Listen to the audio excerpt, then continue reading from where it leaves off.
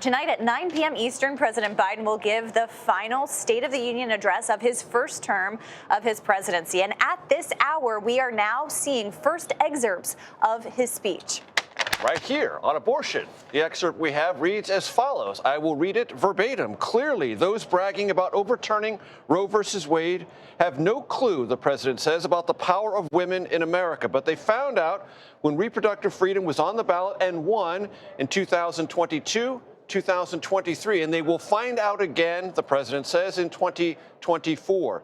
If Americans send me a Congress that supports the right to choose, I promise you, I will restore Roe versus Wade as the law of the land again. Caitlin, clearly an effort by the president to not only describe this issue, but galvanize something possible in the future. Exactly, and especially as they know that this is an issue that has continued to mobilize voters. And what's remarkable about it, too, is that, Roe was overturned over a year and a half ago. And yet, with the passage of time, the more and more this becomes such a potent political issue. And notably, a lot of guests tonight will be reflective of that as well. Or, if not abortion rights access, specifically the repercussions that have come from the Dobbs decision. Exactly.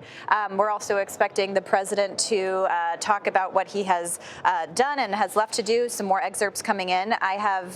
I came to office determined, he will say, to get us through one of the toughest periods in our nation's history, and we have. It doesn't make the news, but in thousands of cities and towns, the American people are writing the greatest comeback story ever told. So let's tell that story here and now.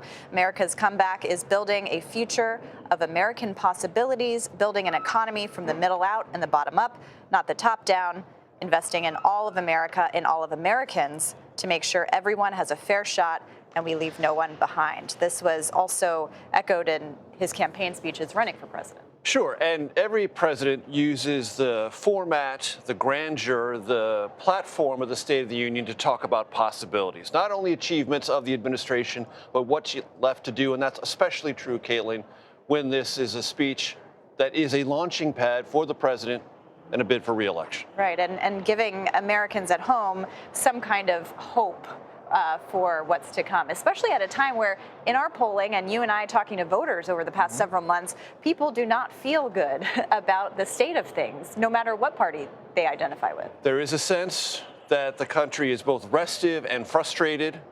And one of the component parts of this speech that many Democrats tell me they need to see from the president tonight is not just his performance, his sense of vigorousness, but also what does 4 more years of President Biden and Vice President Harris, will be sitting right behind him, mean for the country?